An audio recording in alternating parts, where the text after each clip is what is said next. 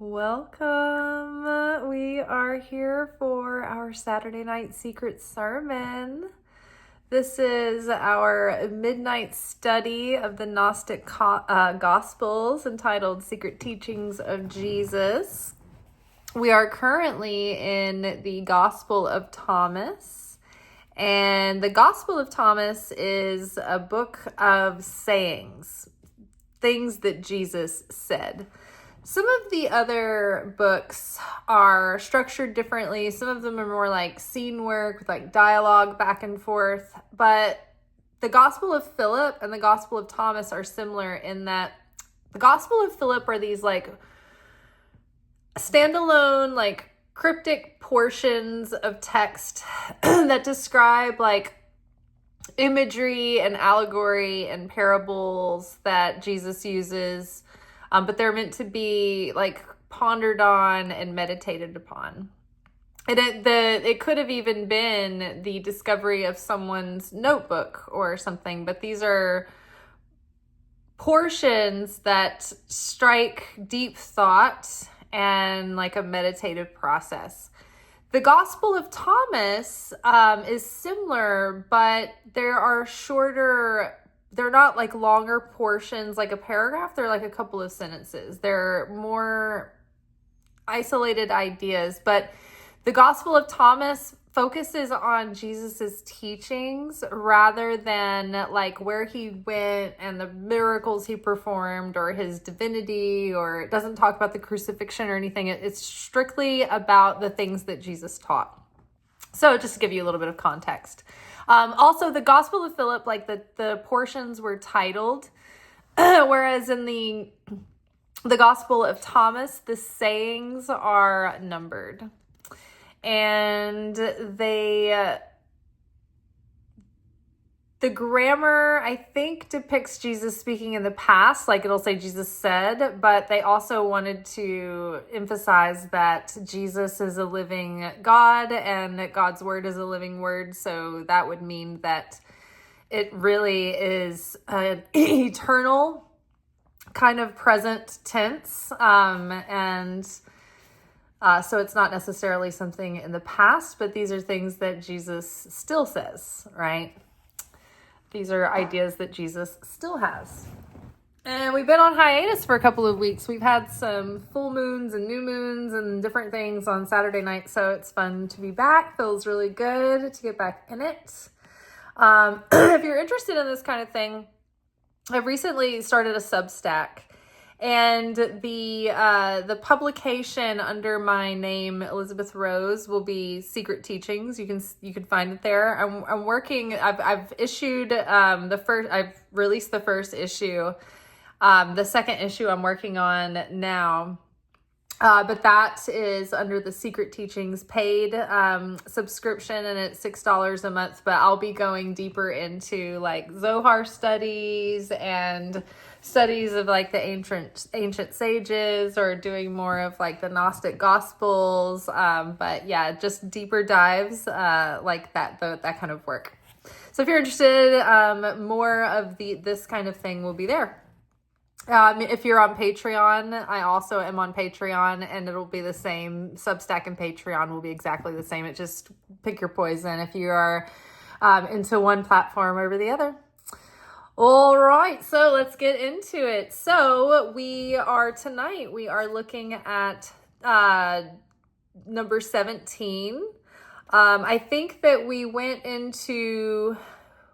we did portion 15 2 weeks in a row. I remember doing portion 16 last. And so we are here at 17, so let's get started. So it says, Jesus said, I shall give you what no eye has seen, what no ear has heard, what no hand has touched, what has not arisen in the human heart. So let's read that again. Jesus said, I shall give you what no eye has seen, what no ear has heard, what no hand has touched, what has not arisen in the human heart. So when Jesus came, he was speaking these truths that people just hadn't heard yet. Like, Jesus brought a consciousness that had not yet been awakened in people, or at least not in the masses. Maybe in the cases of the generational prophets that would come along. And like in his time, John the Baptist, who was born around the same time as Jesus, to prepare the way for him, right? But Jesus, like, the message he was bringing, it was counter to what anything that, like, the Hebrew faith had taught so far.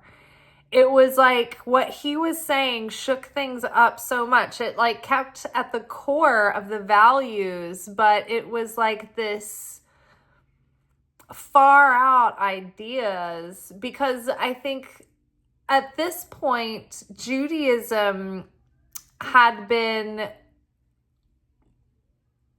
like, popular Judaism, or mainstream, I guess you'd say mainstream Judaism at the time, had been mostly focused on Jewish law and legalism, and then homily and moral takeaways, but they were under the impression that as God's chosen people, they didn't necessarily have, like, a spiritual debt to pay. And so Jesus was talking about forgiving sin and, talking about changing in the heart, and really going deep into, like, the transformation of the self, the dying to the self, the sacrificing of the ego for the sake of the other, being, a vessel of sharing, of love, right? Do unto others as you would do unto yourself. Love thy neighbor, feed the hungry, clothe the needy, visit the prisoner, help the sick, all of that kind of thing, which seems pretty basic in a lot of ways. And so there was kind of like a twofold wisdom that Jesus brought. There was a pretty surface level new sort of spiritual moral code that he was giving people.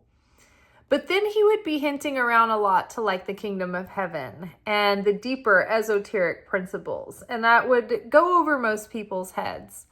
And so he kind of was planting the seeds with people, with metaphor, with symbolism, with allegory, because those are images that can take root in the soul and then get your subconscious going. And those kinds of things can speak to you over time. And the soul, when the soul hears these things, the soul understands, but the conscious mind has to, it lags in catching up, right? So to the mainstream, Jesus was preaching what they could handle, and he was sowing the seeds into the soil that he thought could take root. And I think he was addressing the most basic, like, triage, like, this is the emergency situation, like, here are the basics. I need you to get these principles and live by them. And they weren't that, like, Jesus talked about lofty things in his allegory and symbolism that he was frustrated that people weren't able to catch on to. So he had to kind of deliver a message, and get the most important things that people needed to take away to the masses.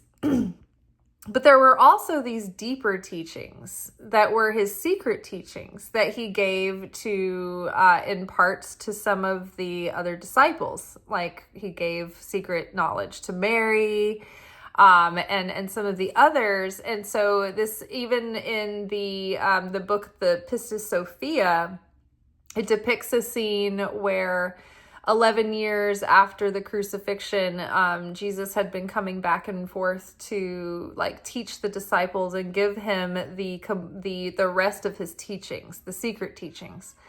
And there was at one point they had been learning a lot, and they had been struggling with some of these like big, huge, massive, far out concepts. And at a certain point, Jesus is going up, and he's about to go up and get the last part of his light vestments, but he has to complete his mission. And part of that mission was giving the fullness, passing it along to his disciples, seating them with it so that they could turn around. And sorry, my neighbors are having a party, and everybody's like really loud and like really raucous, like rowdy, and I'm sure they're having fun, but it's like distracting me. So Jesus had these secret teachings, the more lofty ideas that he was giving in secret to the other disciples, particularly Mary. And then in this Pistis Sophia, there is this point where he kind of gives all of them, like the totality of the fullness of the knowledge and the wisdom, kind of like all at once, like sort of like the Pentecost. But it was like in a separate scene, a separate situation. And so there's so much that we can't even grasp or conceptualize, that wisdom that Jesus had to give to teach, but it was only what we needed as a human species to evolve to the next stage that we needed. So there were certain people that he left certain teachings with that he needed them to keep secret and pass orally to one another or in discretion to each other until there was a time where it was appropriate for these things to be revealed. Around the same time as Jesus, there was this man named Rabbi Shimon Bar Yochai, who was given, he had to flee into the caves in the mountains, and he lived there for like 13 years with his son. And during that time, he channeled this insight into like this deeper hidden wisdom, like an encoded wisdom that is hiding in the Old Testament. And so this is the Kabbalah that's been given orally over time, ever since the time of Adam. But it's been given like, for instance, it's like rare that anyone knows about it, and it's been passed in secret. So like there might be one sage in a village that has one, maybe two students that he teaches everything to, and then they have to like take all that information and all the wisdom and know it, and then teach it to the next. Now, there is a spiritual concept called mouth to mouth. I can't remember what the Hebrew term was. But what that means is that when a student bonds with their teacher, who's an elevated soul, and the elevated soul might like leave this world, for instance, or even maybe in a remote location and they're not close, it's like they have a spiritual bond, and the teacher can pass the information through them telepathically. And I had just learned that recently, like in one of my recent Kabbalah classes over the last couple of weeks. And I just thought that was so interesting because I had started this like a couple of years ago, this whole playlist on the Nag Hammadi scriptures. And I literally don't prepare ahead of time, and I've never read these before, but somehow like this illumination comes through about, oh, I remember learning about this thing once, and I think this has to do with this, and you know what I mean? And so I've had a hunch, like when we were in the Gospel of Philip for like a year and a half, I was like, I feel like Philip's hanging out with me. I feel like Philip is like tutoring me or like mentoring me. And, I just thought that was me being like, but I guess it's a thing, right? So there you go. I don't know why I keep being surprised that this always happens, right? So anyway, so Kabbalah has been around since the Garden of Eden. It was given to Adam. It was given to Moses. It was given to Noah. It was given to David. Like all the sages and patriarchs were given the Kabbalah. And basically what it is, it's like, even if they had never communicated it to one another, they were able to tune in to the knowledge and wisdom in the collective that was already there, right? It's like the discovery of electricity. No one invented electricity. They discovered electricity, were able to channel electricity. You might hear about New Age people talking about the Akashic records and being able to like tune into those and tune into the collective subconscious and pull information from that. Same idea, right? The truth of the cosmos and the inner workings of reality in the universe, and the macrocosm and macrocosm of the Godhead and the human soul, like it's all there. That the truth is all there. It's just like it's at its frequency, and we can tune into it like a radio signal, right? And draw that wisdom, draw that insight. And so that's what the sages and the prophets did. But also at a certain point, it was they were able to organize it and start to verbally give it to one another and pass it down.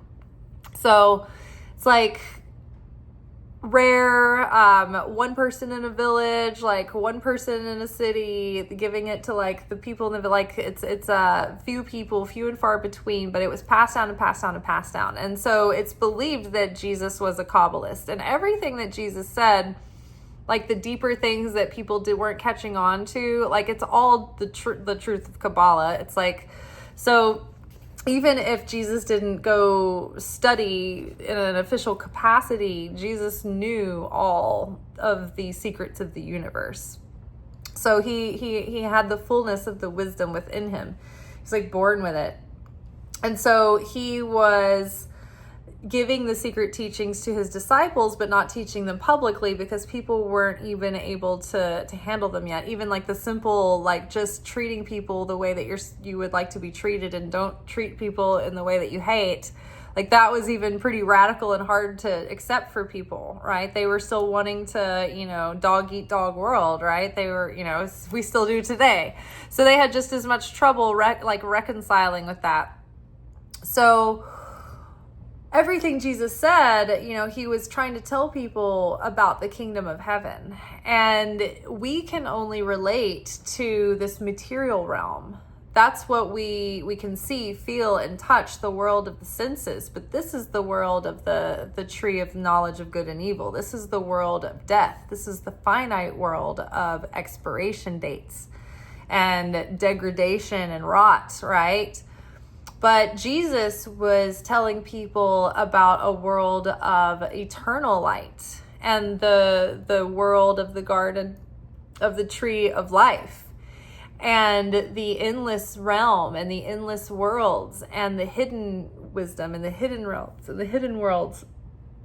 And he was talking about the firmament and the heavens and the kingdom that you cannot see with your eye, and you may not even be able to hear it with your ears. Like the Shekhinah, the Spirit of God that whispers to us, we don't really hear it with our ears, do we? But we hear it on the inside. We can hear it without hearing, and we've all had that experience where we can hear without hearing in our heart.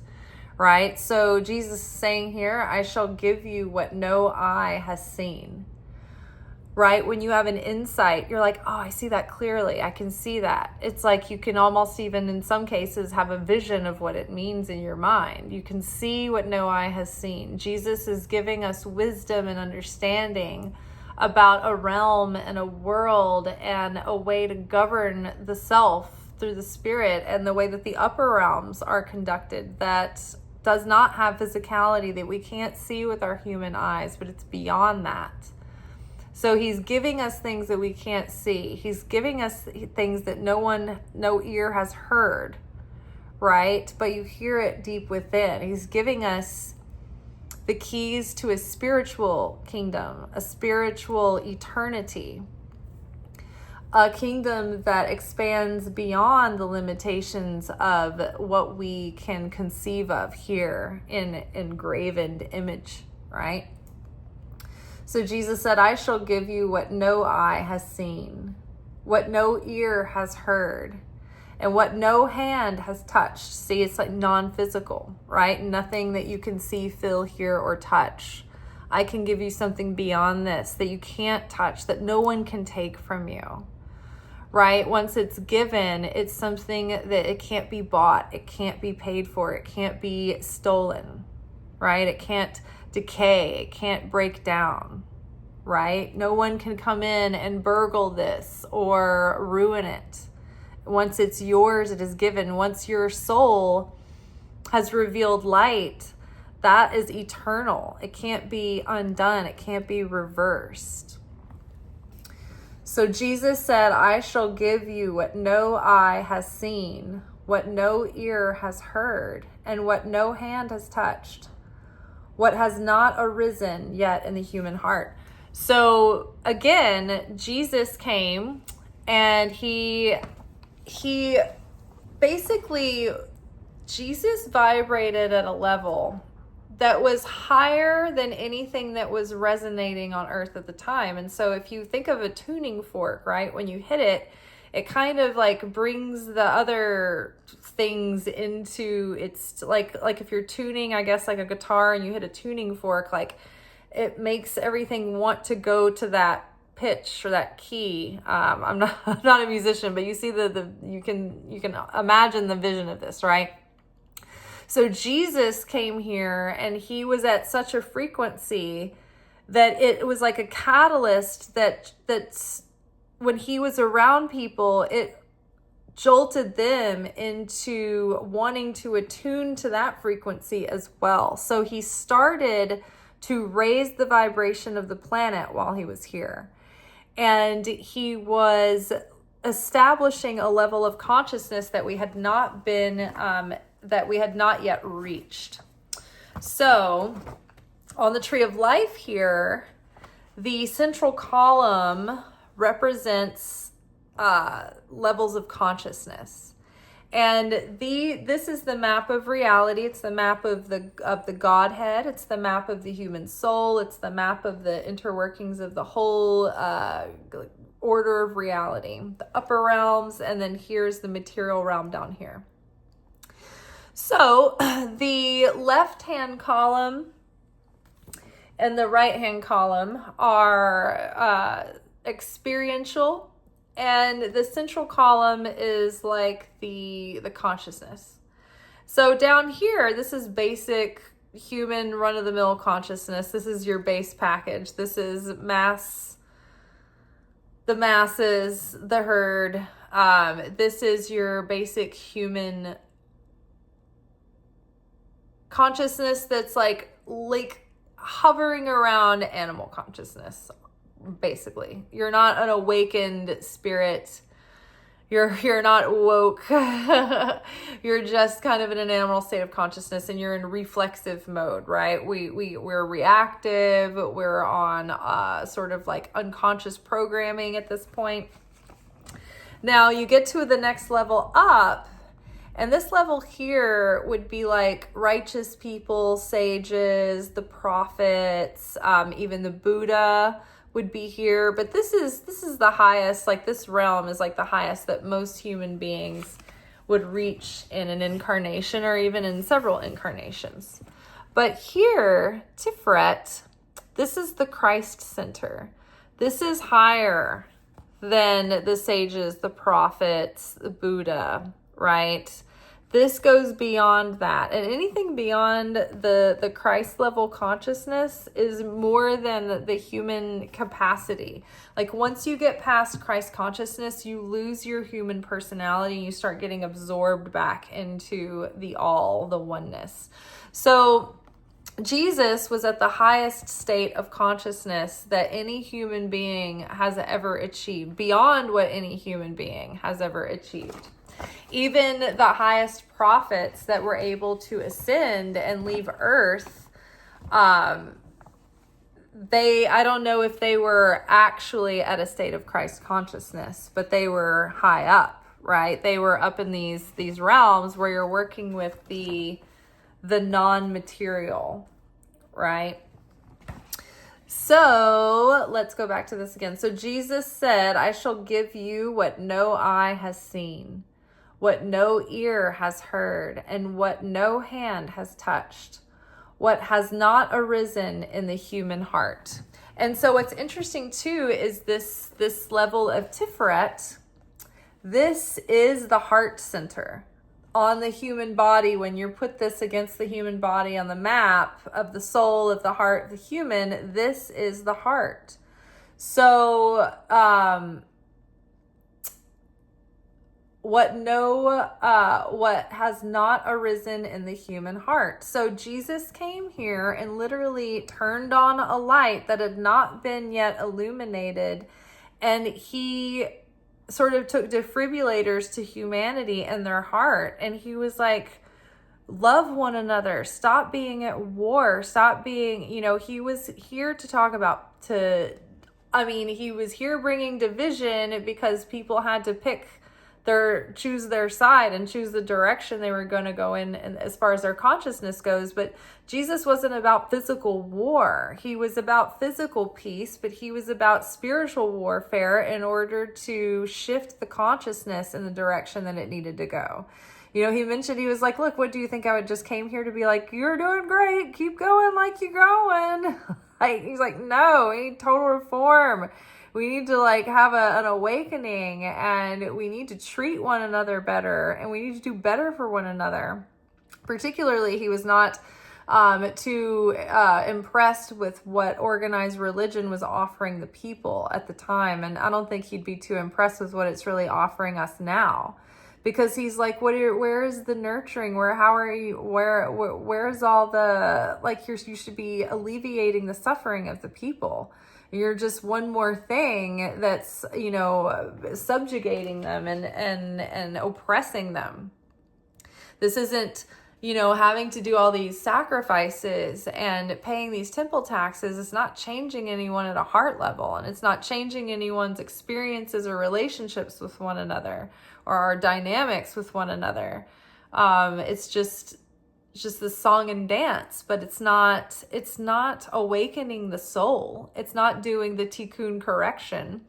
So he was bringing a new level of a heart awakening, a conscious awakening. He was shifting religion and spirituality to change people at a heart level. And to bring people together, all the people of earth, into oneness, into unity. Those who would want to join in in this kind of consciousness. So he was here bringing this for the first time, right? Which makes me want to go back to what I was saying about the Zohar. So Shimon Bar Yochai, around the same time as Jesus, maybe Rabbi Shimon Bar Yochai maybe went into hiding a little bit before Jesus was in his ministry. And so what I was saying earlier, how the Kabbalah was passed down orally from teacher to student in secret. So this was a hidden wisdom because it wasn't ready for, mankind was not ready to handle this yet. They would have they didn't have the consciousness to be able to handle something so powerful. Just like we see today, where we have AI that is way more powerful than we have the consciousness to be able to handle yet. And it's become destructive and dangerous. Same kind of situation, this kind of wisdom without understanding would have created chaos. And so it was kept in secret. And so so in the Jewish calendar, there's this 6,000 year period called the Tikkun Olam, which is our collective correction of the soul, the human soul. And so these 6,000 years are split into 3 sections. And the first 2,000 years were, I can't remember, we were just talking about this in Kabbalah class. I have it written down in my notebook, but we don't want to digress too deeply. We'll get to the point. So the first 2,000 years were the beginning, and then there was the middle 2,000 years. I guess the first 2,000 years was the introduction to God and the Torah, with the garden, Moses, Abraham, Noah, Abraham, Noah, Moses, all the things in the Torah.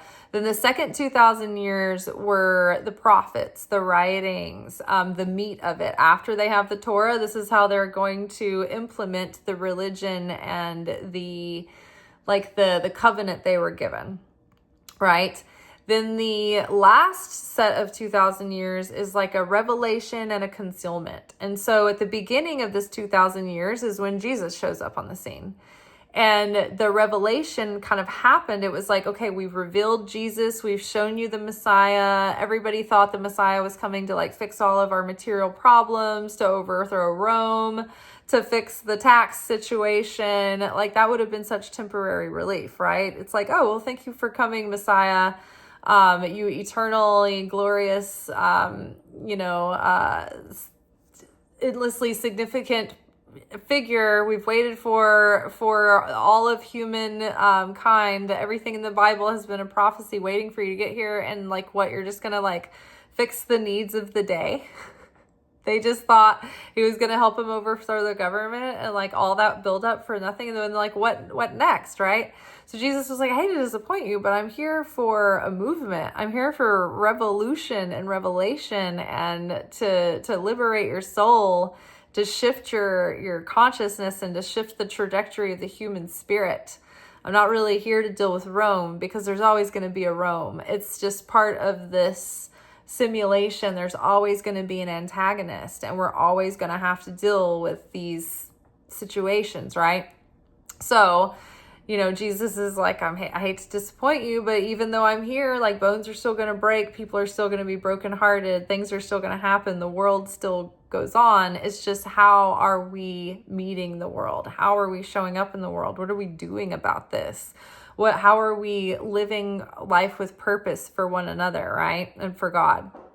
So they're all still thinking like the Messiah has come to like, take on Rome. And Jesus is like, they're missing my whole point, but I digress. So cross-cut to Jesus is doing his thing with his mission.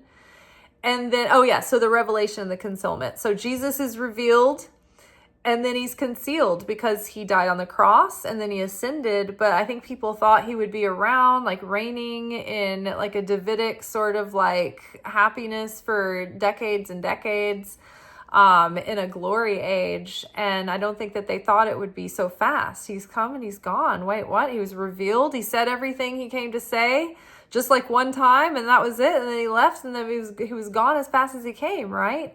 It's like the things he said, like if it was anybody else but like a divine human being like Jesus, like it would have been lost to antiquity, right? But the words were miracles in and of itself. They were living. They were living spirit. The word, the Torah, is God's bride, right? So it took on its life, and nothing that Jesus says can pass away, is what he says, and that's so true. It's just perpetuated. Even the parts of Jesus's message that were, they tried to destroy, it just kept surviving and finding a way back into the light, right? So revelation and then concealment.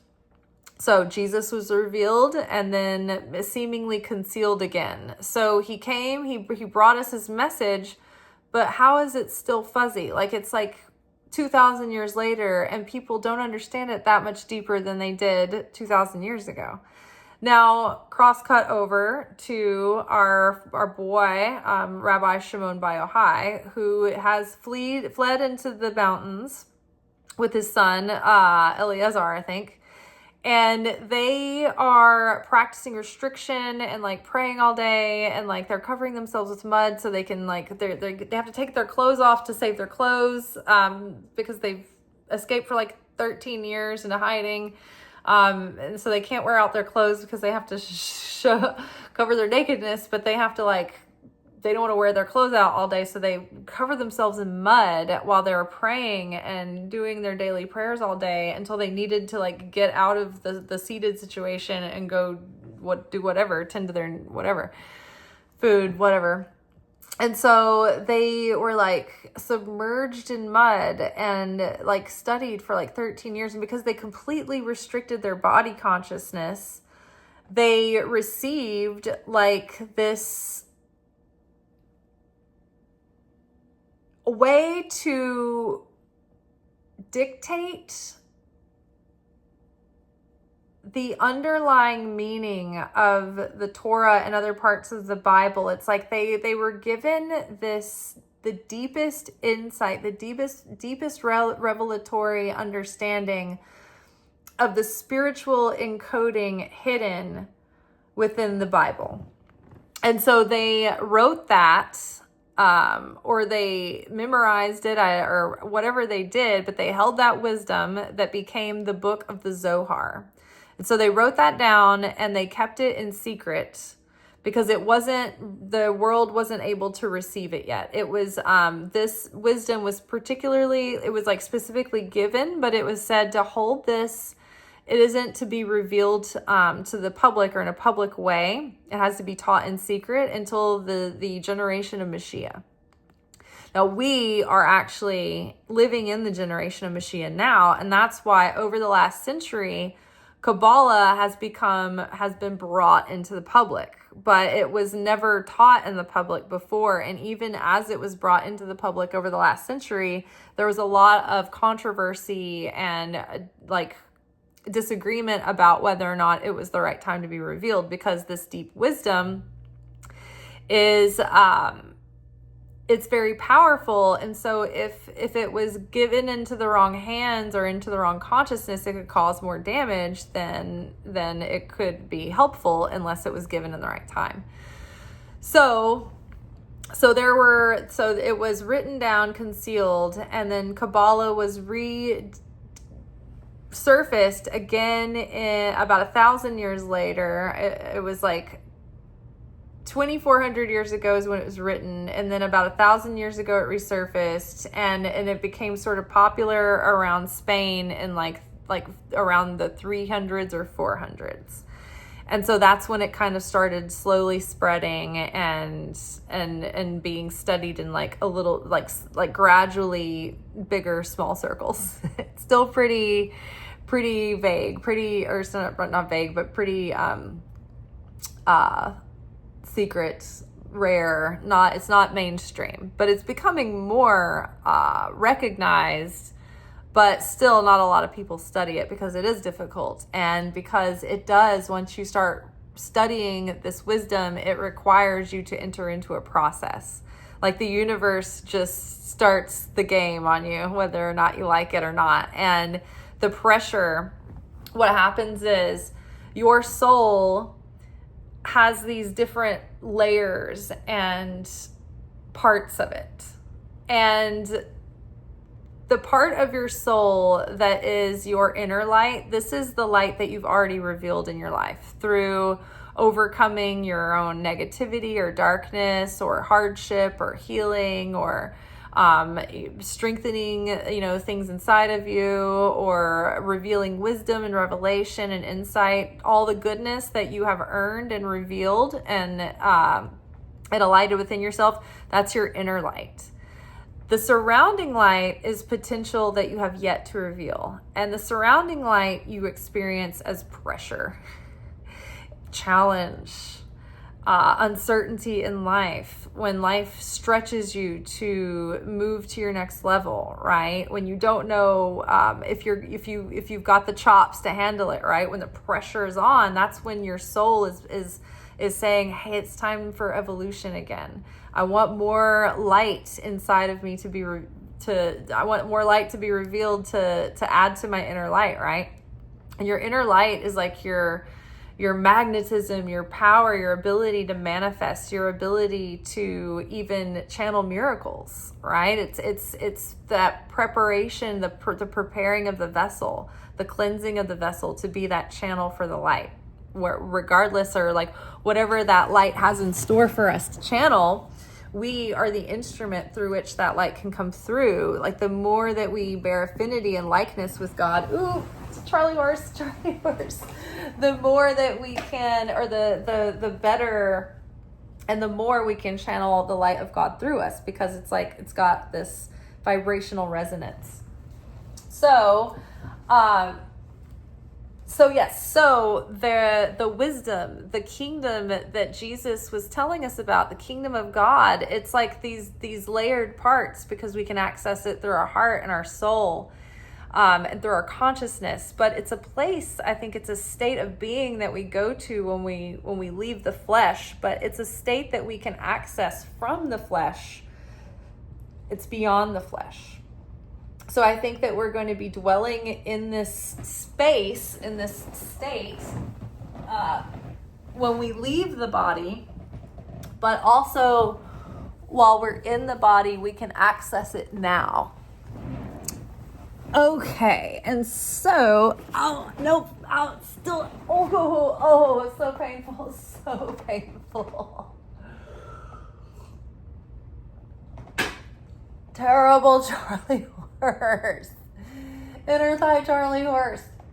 How many people does this happen to when you're watching other content creators?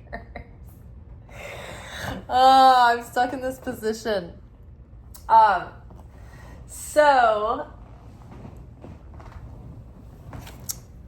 So Jesus said, I shall give you what no eye has seen, what no ear has heard, and what no hand has touched, what has not arisen in the human heart. And so Jesus was telling us, he was giving us the not only the handbook for life on earth, but eternal life afterward.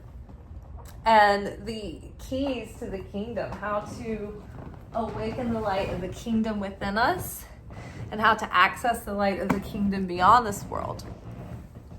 So there is the Bible and the New Testament and the Gospels, and there's also the Gnostic Gospels that have all kinds of more of this like secret wisdom, and the other like the secret book of James and the Gospel of Mary that talk about the deeper esoteric principles and go deeper into these ideas of Jesus's allegories. Because Jesus said the allegories and he gave people the allegories, but there's no commentary really later on Jesus's cryptic parables and allegories. Not like there is commentary on like the Old Testament. But the Zohar does go into this deep, like encoded language underneath the Bible, or like within the Bible. And so I think if you start to understand that language, then everything that Jesus says that sounds so far out and cryptic, it's like obvious what he means and he's talking about. If the people at the time had known anything about the wisdom of Kabbalah and the language around that and the structures and the systems around it, I think that they would have understood the imagery in the allegory. I think more like they would have caught on to it faster. But the thing is that they wouldn't, like Jesus couldn't really spoon feed them this. It kind of had to be a seed that had to come alive in their own consciousness. You know when like someone teaches you a concept and they're kind of spoon feeding it to you, and that's one thing. But when a teacher is sort of like dangling a carrot where you kind of have to like fill in the gap and finish the sentence, it's like they're setting you up to kind of figure it out for yourself.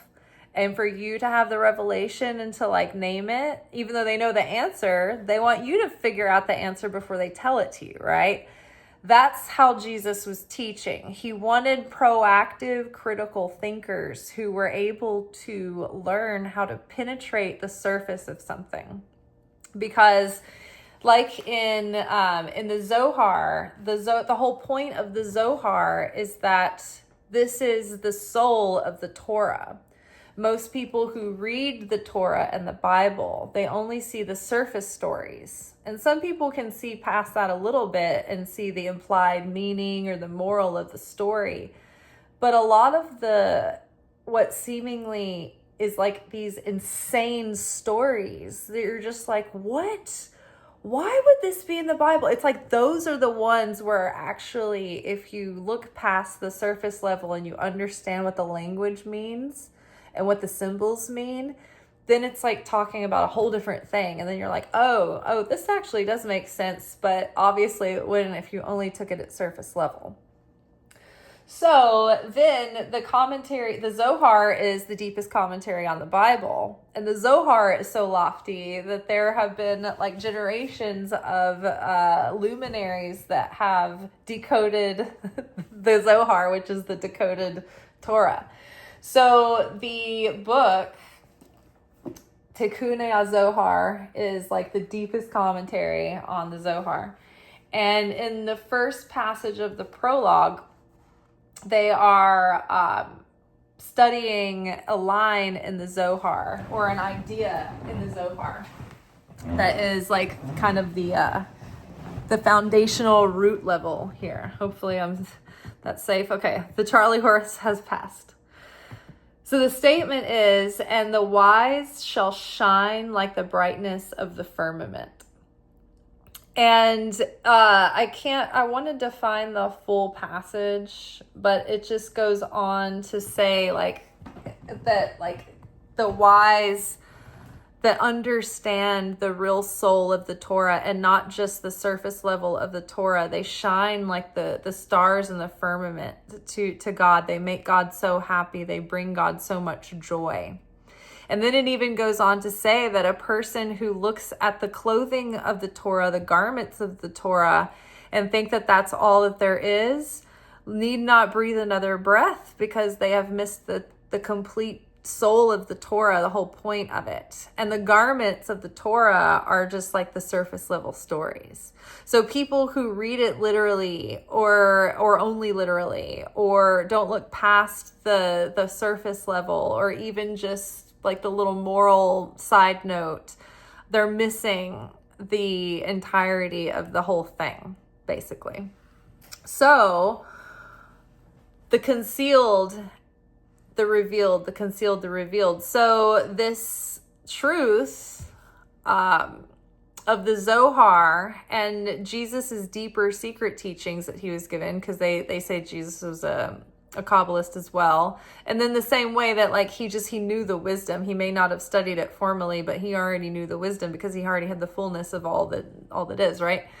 So these teachings were revealed in some way, but then they had to go back into concealment until the generation of Mashiach. And so what we're now in the final 2,000 years of the Tikkun Olam correction, and we only have about 240 years left till we're at the end of that 6,000 year cycle. So it's a little unsettling to think about. And so one way or another, we will reach the age of Mashiach where a critical mass of people will awaken and we will achieve unity and harmony. But like I said, it will happen one way or the other. Now, what we see right now in the zeitgeist in the world is very turned up volume, intensity, polarity.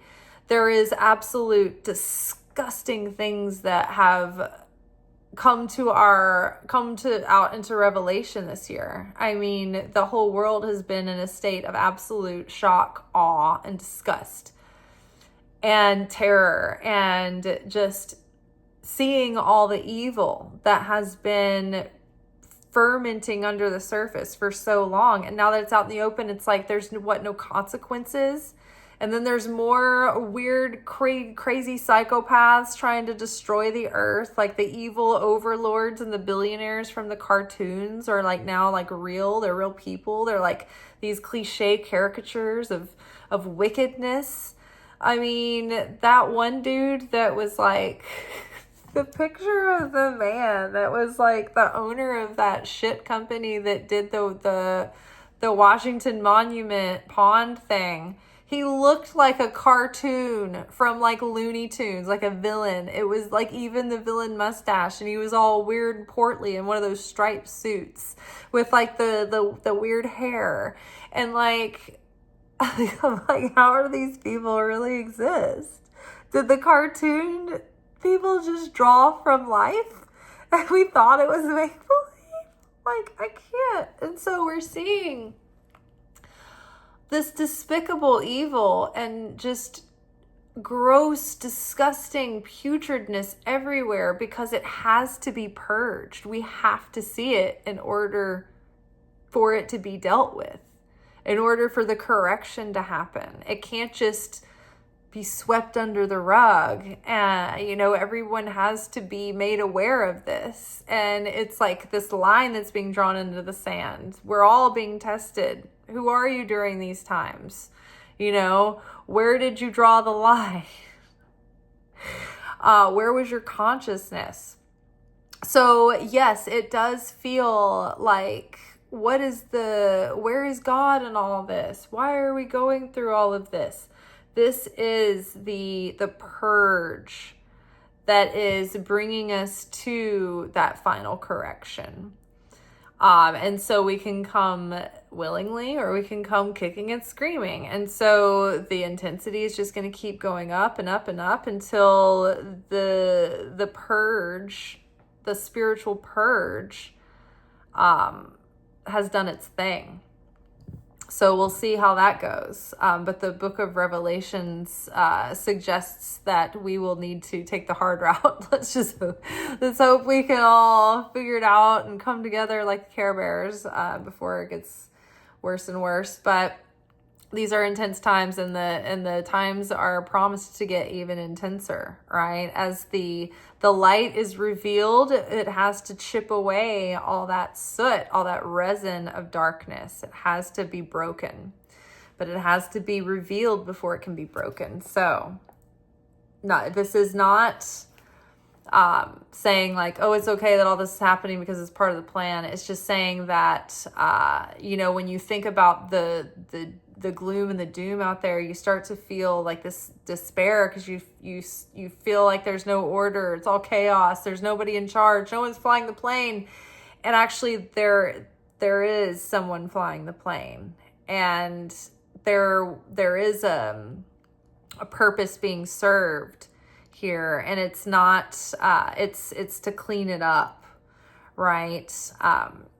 When we go to clean the house for Passover, right, we can't pretend like we don't see the dirt. We have to go out and seek the dirt and seek every crumb of bread to get that evil out, right? To purge it, to cleanse it, and we have to seek after it and see it. So there is a purpose that this time is serving, and we're not just left alone, abandoned to deal with the terrors and the horrors. We're being supported and held through these times. And we were all born during this time for a reason and a purpose.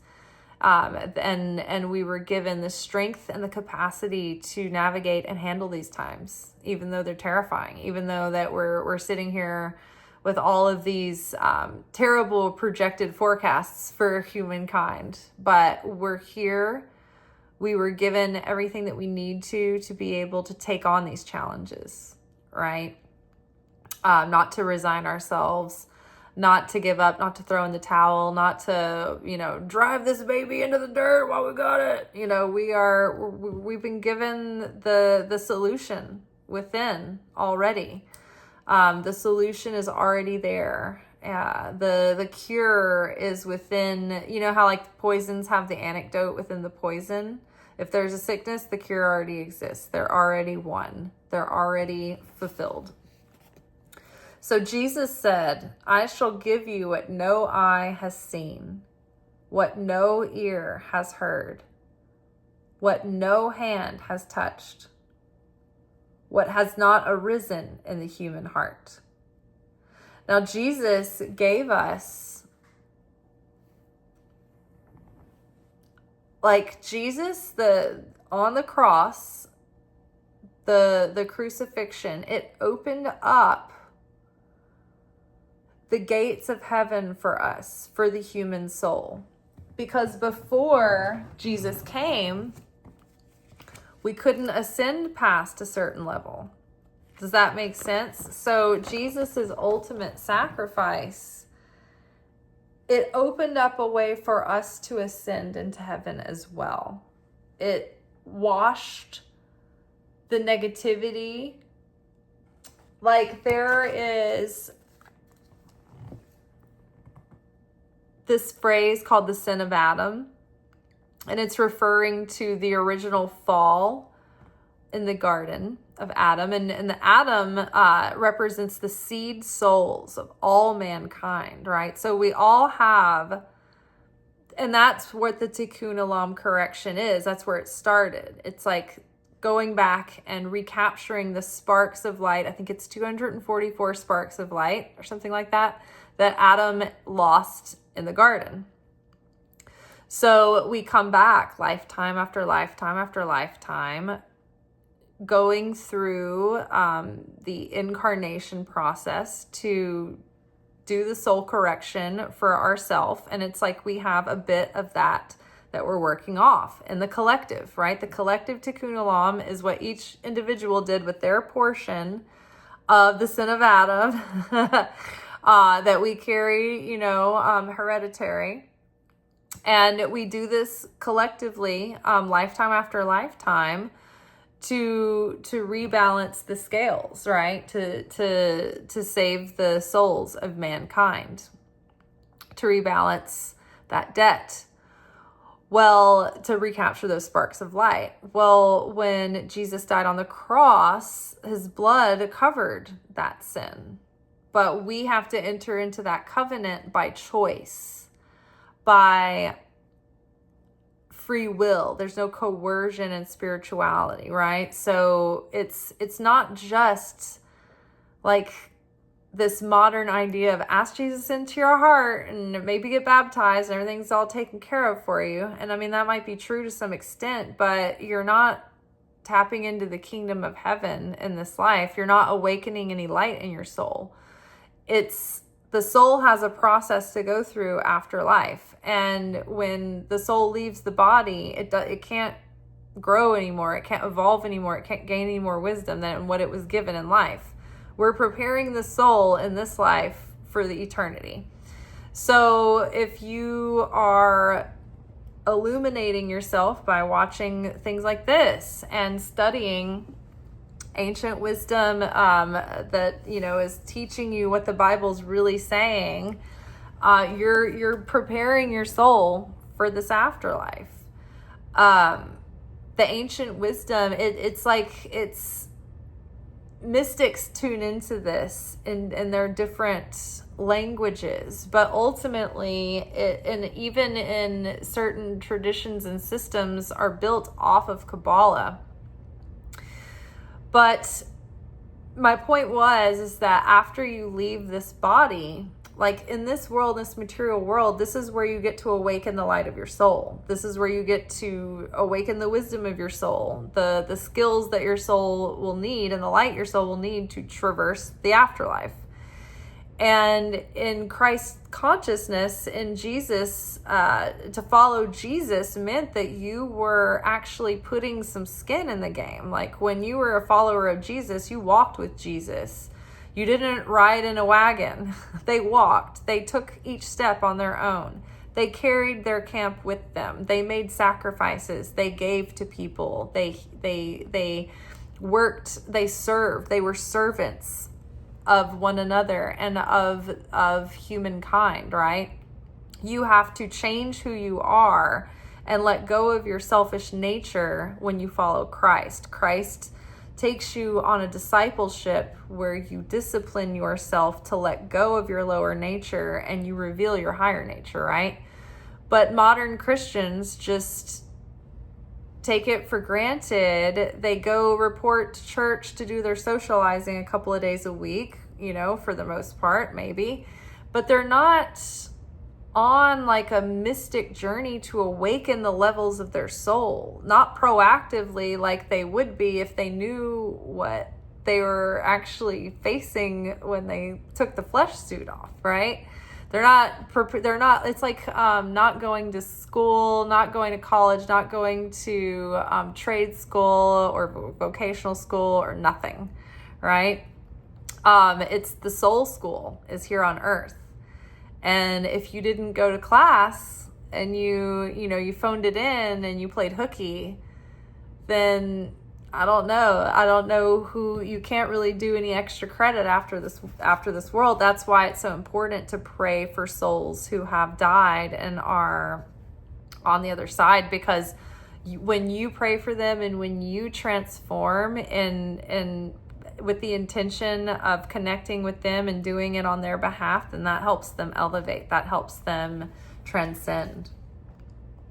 So Jesus said, I shall give you what no eye has seen, what no ear has heard, what no hand has touched, and what has not arisen in the human heart. So Jesus gave his life.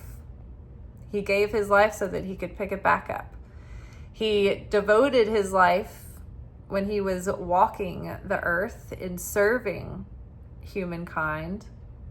He literally gave his life as a martyr and as a sacrifice, as was prophesied. He did that as a religious and political martyr, but he also did it as a spiritual sacrifice, a blood sacrifice for the breaking open of the realms beyond. I know a lot of people have a lot of like triggering feelings around thinking of Jesus as a blood sacrifice, and they think they, jump to calling it a death cult, and they feel guilty and shame about it because, people have weaponized it. And they're like, well, Jesus died for you. But he did. There's nothing that's true. He really did. But we're not supposed to feel bad about it like dogs. But I think that when you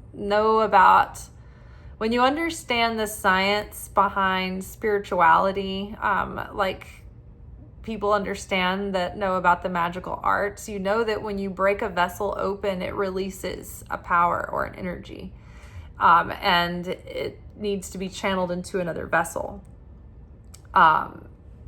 And so a sacrifice might be taking one energy and redistributing it into another place, or it can be a payment or something that is purification.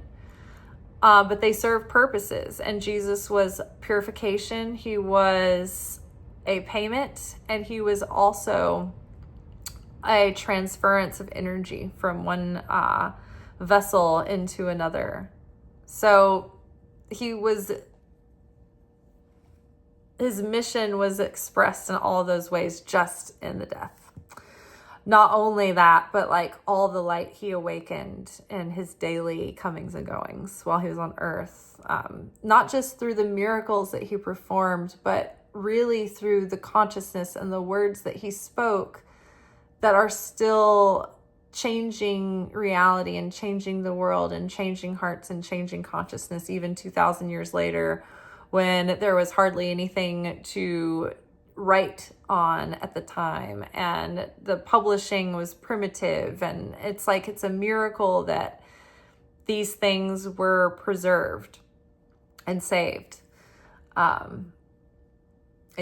And we can read about it now. I think about it often that in another lifetime, maybe in several decades ago, even like within the last 100 years, I as a woman would not be able to study Kabbalah. I would not have access to the books that I have in this lifetime. I could have been killed for it. At that time, depending, look at Hypatia, the mathematician who was scraped to death for being wise, for being a mathematician in Egypt, by Trappist monks. So it was definitely, you were supposed to be a certain age to study Kabbalah. You had to have certain, there was stipulations. So I feel grateful to live in a time where I can access this wisdom. And it can be revealed through me, even if it's just when I'm reading it and when I'm trying to apply it into my life. But it feels even better to be able to share it with the world through this medium here, through videos, and through me sharing with you guys books that I'm reading. But yeah, the Tikkun Zohar is the commentary on the Zohar. This is 3 volumes. I almost broke down and ordered the 23 volume hardback set of Hebrew, Aramaic to English Zohars this morning, but I was like, you know what, I'm gonna keep my cash envelope growing, and maybe I will do that in the next couple of weeks. But it's not gonna be an impulse purchase because it's a few $100, but so worth it. And then this is a book called The Wisdom of Truth. These are essays written by Rav Yehuda Ashlag, who was from like the pedigree line of Kabbalists. And then we've been studying out of the Nag Hammadi scriptures. All right, you guys, that is all for tonight. Let's read this passage one more time. Jesus said, I shall give you what no eye has seen, what no ear has heard, and what no hand has touched, what has not arisen in the human heart. Jesus gives us the path to eternal life.